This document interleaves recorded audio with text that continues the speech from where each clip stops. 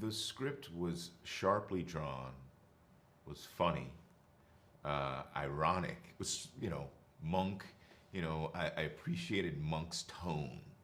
Uh, his tone, expresses his frustration and sometimes his disdain for the world around him. So there's a wonderful kind of sarcasm, to his voice.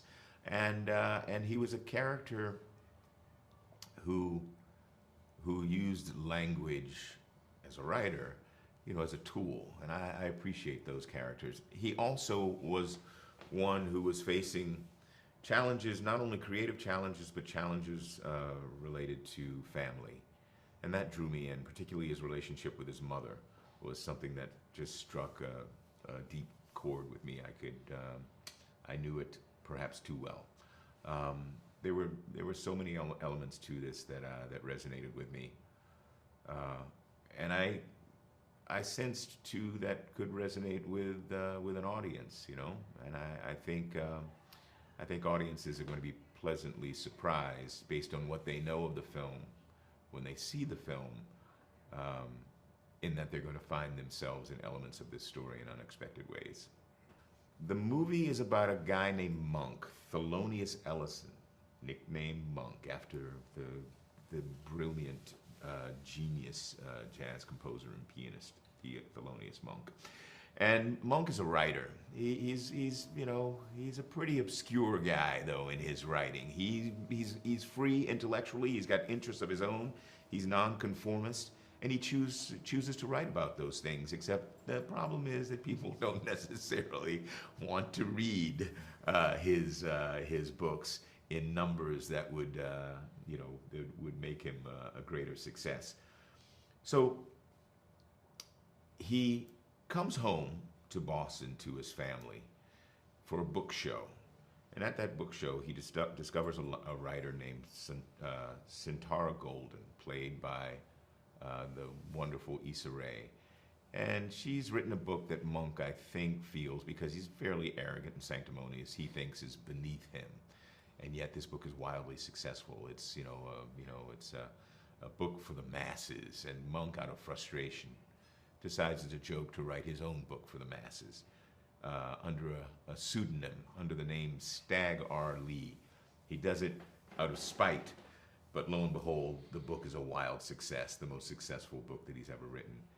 And he is now forced to play these two roles, these two dual identities, one himself and one this character, with his version of street cred named Stagg R. Lee. Meanwhile, his family is crumbling. His mother is ailing, and he's asked to be the adult in the room and take responsibility for her as she had once for him. And so these things clash, and it's a story about his journey through that and about the sacrifices that he's asked to make on behalf of love and family, and on, his reconciling with his own voice, his own creative and intellectual place in the world, and the world as it is. It's there's a lot there. There's a whole lot there. You'll laugh, you'll cry. Ideally, you'll want more. Monk writes a book called My Pathology, which he later renames, again out of spite, Fuck. He's a marketing genius as well as a talented writer. Monk is irritated by the success of the book because he wrote it as a means of that's a very good question, actually. It's a very good question. Because in fact, perhaps he shouldn't be surprised at its success. He writes it to emulate a book that's wildly successful, but he writes it from a point of view of disgust and anger.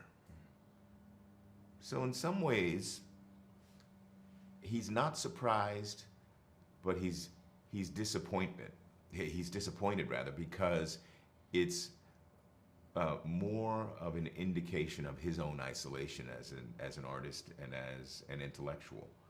Um, so perhaps he's not so surprised, but he's certainly angered by it. Monk is a writer. Uh, in the book that the film is based on, there are these wonderful moments that are almost like spells where Monk describes these interests that he has in fly fishing, in woodworking. And they're so beautiful, they're so quiet and meditative, and they have nothing to do with what perhaps mainstream expectations are for a man such as him. And I think they really, that's who he is. He's a guy who is his own man, who's his own artist, a writer, who's not interested in conforming, but is interested in being free. And it's about the world's resistance to his freedom, and it's about the ways that resistance informed his personality, his frustrations, and his isolation.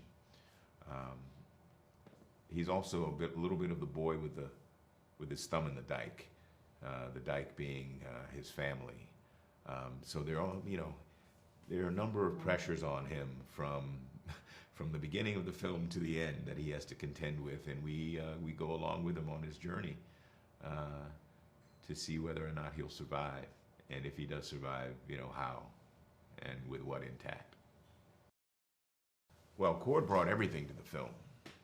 This film is not without Cord's vision, his hard work, his wonderful work, and his tenacity.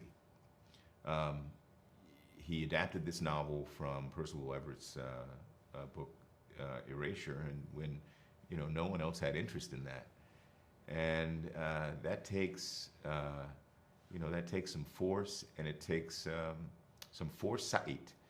I mean, he knew that this story wanted to be told, and he also knew that the story wanted to be heard and seen, which is pretty wonderful and pretty nice gift for all of us who are part of it. And he's a first-time director, and we recognize that. But he wrote a script that had so much information in it for us as actors that it almost served as a co-director. When Cord was on set, I never really had a question to him, as to what anything meant, because it was so clear.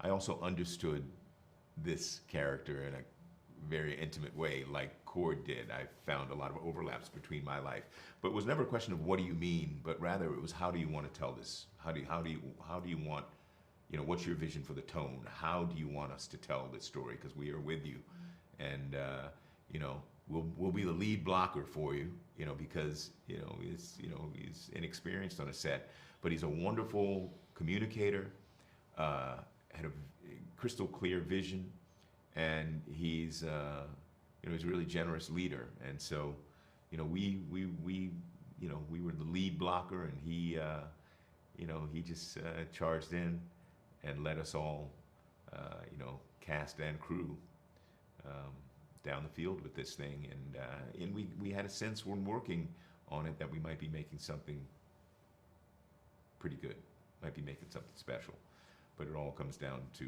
Cord's vision and leadership. The film explores themes around race, identity, culture, and perceptions of those things and representations of those things in mainstream media. But it also explores more elemental and universal themes around love, family, personal isolation, personal responsibility. And I think those things balance one another beautifully in our film, and I think they open a wide door for the audience to step inside and perhaps find themselves, no matter their background, find themselves inside this world. and maybe find a bit of home here and there.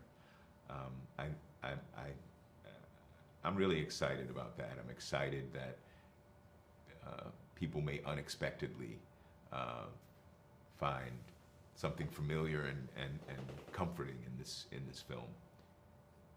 People from, whether they be from, Boston, New York City, Los Angeles, Arkansas, Missouri, the UK or Germany. I think there's something in here that strikes a very human chord.